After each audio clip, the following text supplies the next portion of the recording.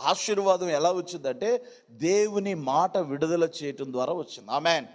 అంటే దేవుడు మాట్లాడుతున్నాడు అంటే ఆశీర్వాదం వచ్చి తీరుద్ది. ఆమేన్. దేవుని మాట నీ చెవికి వినబడుతుంది అంటే దట్ ఈస్ బ్లెస్సింగ్, అంతే.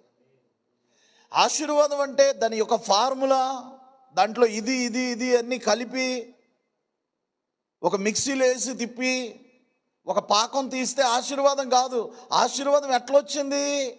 ఆశీర్వాదం ఎట్లా వచ్చిందంటే దేవుడు భూమి మీదకి వచ్చి దేవుని చేతిలో సృష్టింపబడిన మనిషిని చూసి, ఇదిగో నువ్వు ఫలించాలి, నువ్వు అభివృద్ధి చెందాలి, నువ్వు విస్తరించాలి, నువ్వు వ్యాపించాలి, నువ్వు భూమిని లోపరుచుకోవాలి, ఈ భూమి మీద ఉన్న సమస్తమును ఏలుబడి చేయాలి అని చెప్పాడు. అంతే. దేవునికి స్తోత్రం. హల్లెలూయా.